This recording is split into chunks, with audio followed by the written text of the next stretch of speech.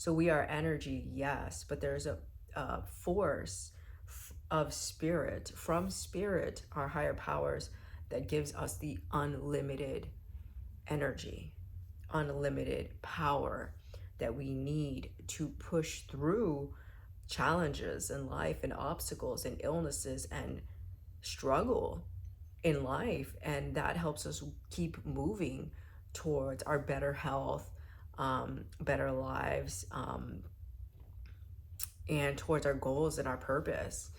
So for this segment, I did want to talk about God, okay? My God journey, which wasn't always God, okay? So I have to include this because I feel like God, as I have that relationship, gives me unlimited power, gives me unlimited strength. And I wouldn't even have created this whole program if there wasn't that relationship. So, that being said, what I will say is that, what I will say is that, initially I was raised Christian, and my parents divorced. And there was at some point when I was in early childhood where I think that the topic came up of baptism, but I was never baptized because my mom didn't believe we should be baptized, if because she wanted us to make our own personal decisions, which seemed like rational at that time. But still, over the years, I still went to Bible school, still went to Easter at church, and we still practiced. I don't remember too much praying at home with my dad, but I do remember being dragged to church a lot, even until high school.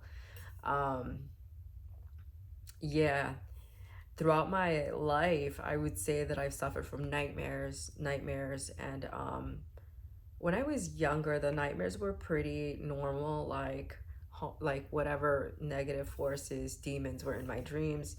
They wanted to come take my life. That's pretty normal, you know. That was pretty like mid scary. And during that time, I would just pray in my dream because I know that my dad used to take me to church, and I would pray in my dream, Jesus, please, don't let them take me, don't let them kill me. And I would wake up in the morning and I'd just be grateful that I had Jesus to protect me that night. I was grateful.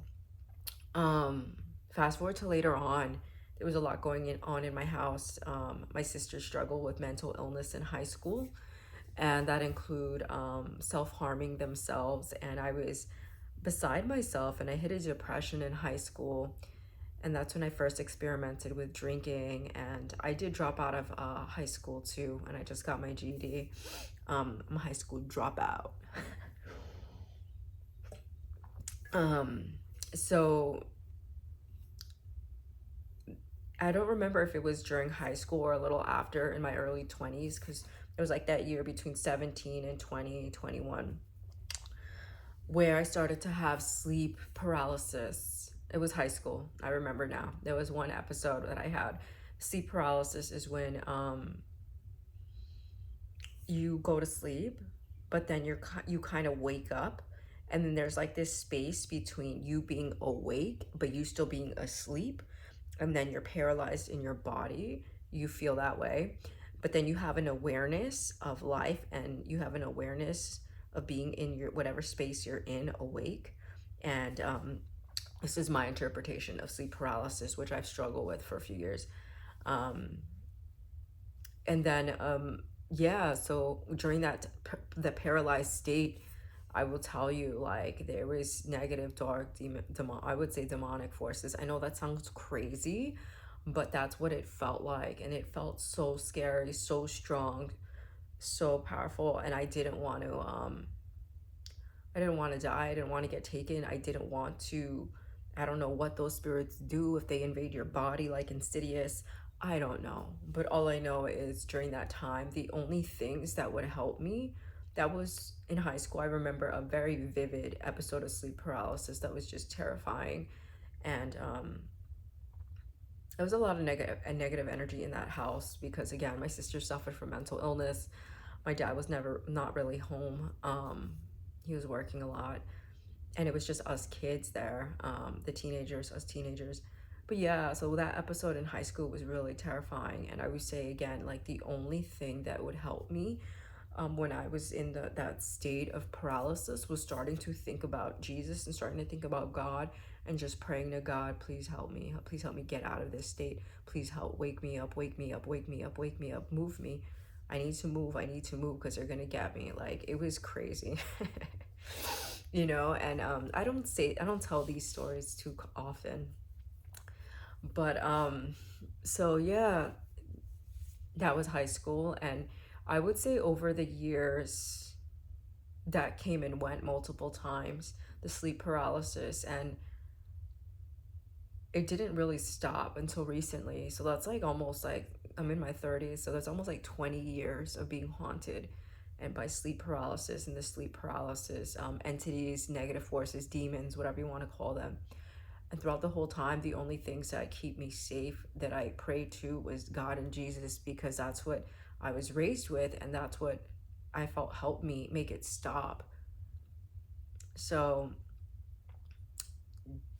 the God and Jesus as these forces, the spirituality, my higher powers that were there for me during those hauntings and those dark times and those fear provoking, I'm paralyzed, hope, I'm powerless, you know, they were there for me. So I was always grateful for that. But I will say that during my sister's mental illness in high school, both of them, and then you know, my parents' divorce and seeing my family struggle and hit hard times, I was gay on top of that. Like I felt like angry at the universe, angry at life. I was angry that, you know, things happened the way they did and life was hard. And I remember being angry at God. I do. For a few years I was very angry at God. And then it went from I don't even know if I'm accepted by God because I'm gay. And then it went to there was a few years in my mid 20s where I was just like, I'm angry at God. I don't like him. I don't even like me right now. I'm just drinking and wasting away without a purpose. I don't like anybody. I don't like myself. And I was just so angry, so angry. But I will say there was a few points at my bottom of my drinking, and I was very heavy drinking and partying and lifestyle stuff with my girlfriend. And then we had breakups and makeups and breakups, and I was alone, and I was failed out of nursing school, and a lot of things that happened in my mid 20s. And there was a point where I had nothing anymore. I had nothing. I couldn't pay my rent. I didn't have my girlfriend. I couldn't stop drinking. Um, and I just remember being in the city one day in Manhattan, Times Square, and I just went to church. And that's the only place I felt like a little bit of peace in my brain, peace in my soul, rest. I'll call it rest. I was able to rest while I was there in that big cathedral in Times Square Church. And yeah, I still continue to do what I was doing for a few years.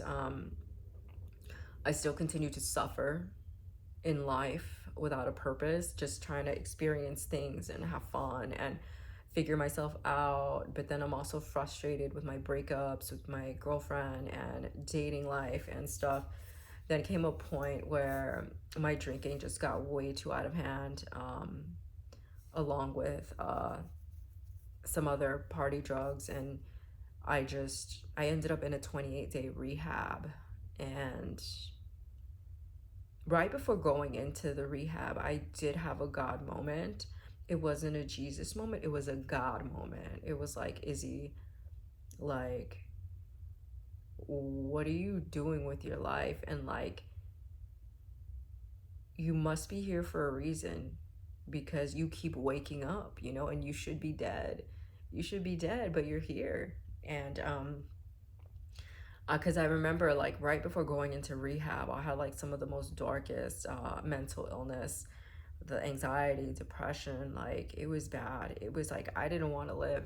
I drank so much that I just told God, I told life when I was drinking, like this was just like an unconscious, unsaid thing. It was a feeling, it was a place that I was in my life. But I just said, you know, like, I don't care if I die. Please just, I can't commit suicide. I promised my grandmother I wouldn't do harm to myself like my sisters. But I just want to go. I don't want to be here. I just want to drink and I just want to drink and not wake up. And that was like literally like, I would say a year or two of my life, right before rehab. And nothing would make me happy. The women wouldn't make me happy anymore. Doing things wouldn't make me happy. The music wouldn't make me happy. I didn't even want to be around my family. Every time I was around them, like, they just irritated me, they annoyed me. I was very selfish, self-centered. I didn't know how to be around people, because I just started to spend too much time drinking and partying. That's all I cared about. And if it was anything outside of that, it was just getting in the way of what I wanted. Um, what I wanted, the feel good pleasure of the moment, which eventually just let me feel like empty and nothing. Um, so yeah, there was that. I had those like 2 years, I would say, where I didn't care if I lived or died, and doing like dangerous stuff while I was drinking, um, with dangerous people. And yeah, then came a point right before I went to rehab for the 28 days where one of the days I woke up and I was just walking home and the sun was rising. And I remember thinking to myself, like, God, like, why am I still here? There must be a reason. Like, you want me here, don't you? You do. You must want me here because I'm not dead yet. And then I just remember having that feeling of just like, I need to change something. Something needs to change.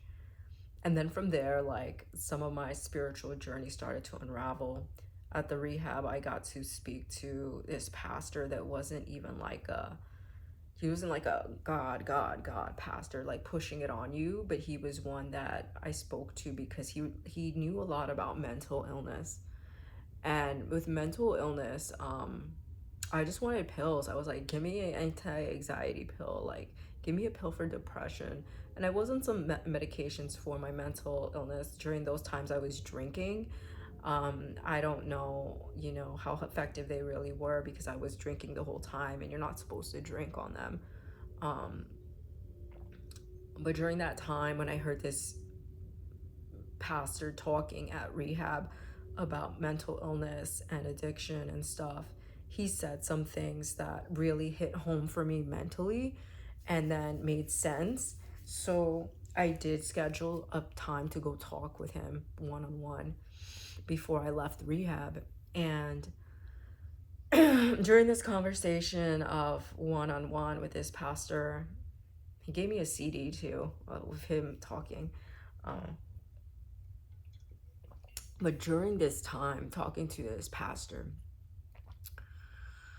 he heard everything that I said about some of my life and my struggles with drinking and my struggles with my family and my struggles with my anger, my struggles with my lifestyle. I was gay, but I was femme at that time. And he just said, Isabel, like, God never turned his back on you. You know, you turned your back on God, during those years you were struggling. And I just remember, like, something inside me just like cracked open, like my heart cracked open, like it hurt, like the fact that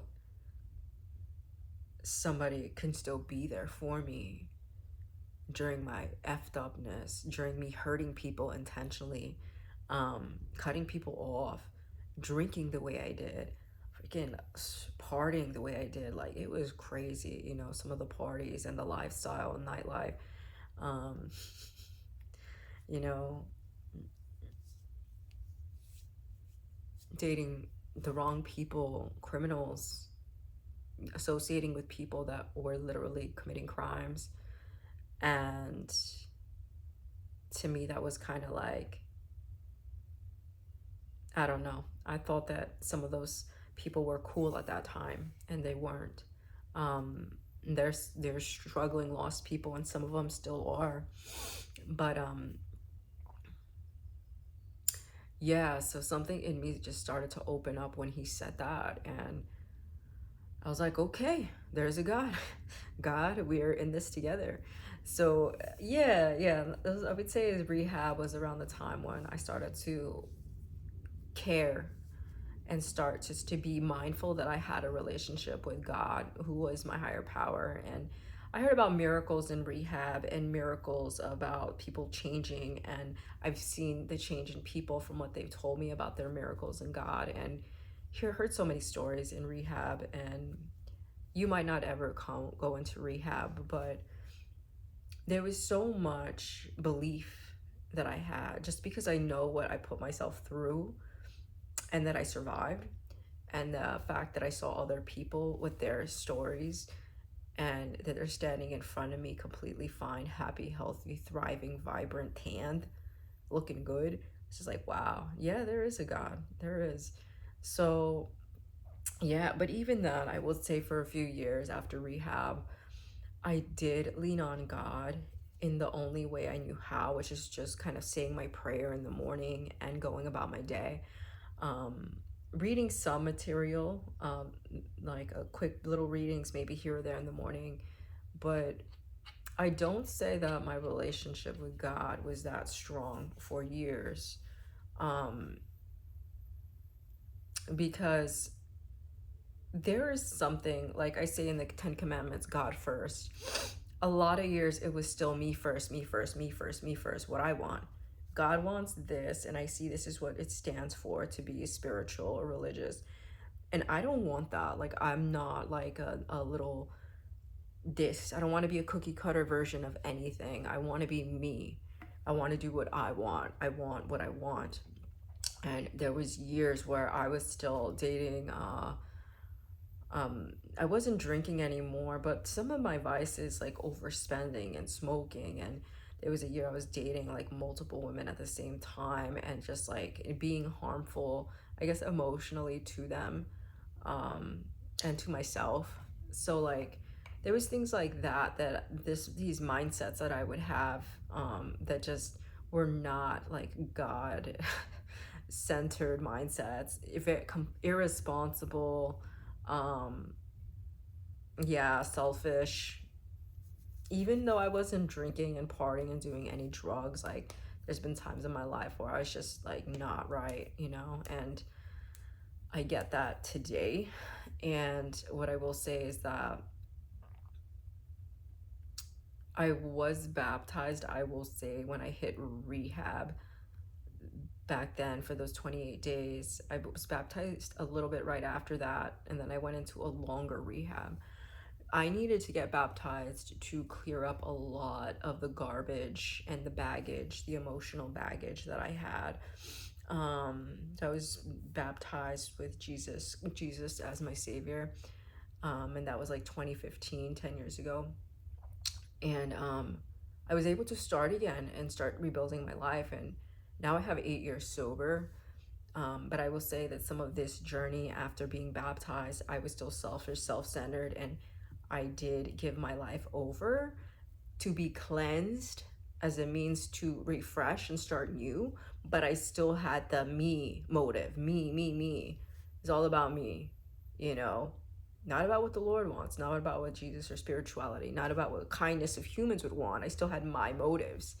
So I would say that, like, the last 2 years, things just kind of spiraled, with that and just how I operated in my lifestyle decisions.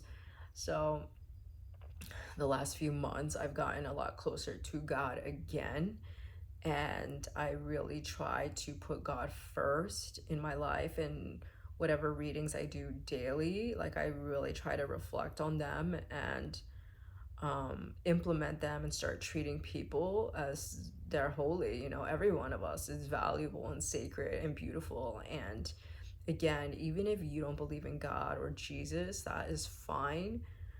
There is a bigger force out there, bigger than all of us. And it is precious, it's beautiful, and it nurtures us, and it just wants us to grow. And that force wants us to have the best in life and be abundant. And it's within all of us, and it nurtures all of us. So, that being said, I just wanted to share some of my spiritual journey with you. And I would say that there's no other and most important relationship in my life than God. Because before this relationship right now that I'm making a covenant with God, and Jesus, there was women, and it was just always about women and chasing women and or money or making more money try to feel good. And like right now I'm just at a point where I know that God has already given me all the love I need, all the validation I needed, because I was like a fuck boy too. And like I got my value from sex, from the girls I was with, how good they look. Like if I could bag these girls or they're that good looking, like obviously like I have some sort of value. And then there was these external things that I would just take pride in that was just not important. I'm a fit person, and there's certain things I can do in the gym that are really great too. And these things are external, and honestly you will still be miserable on the inside if you're just focusing on leveling up the outside. So I would say that for me, just having the relationship with God first has given me so much internal value that it is so hard for anyone to say anything that affects me anymore, because I don't care. It's not true. You know, we're all human, and people, we're going to be human and say human things, but deep at the core there's like this God knowing, this God force, this purity, beauty, strength, and again like this limitless power that just you can't fuck with. I'm unfuckable with, and I want to help others, so I don't want to fuck with them either. I want to just bring good vibes to everybody, and just remind you all that you have all of this strength in you. Whether you choose the Mother Nature to be your true north, which is a guiding force in your life, whether you choose whether you're Jewish, whether you're also Christian, whether you're Buddhist, whether you're Muslim, if it's Allah, you know, whoever, you are strong, you are powerful, and there is a God, and we are not it. Okay. So that being said, that is my spiritual journey.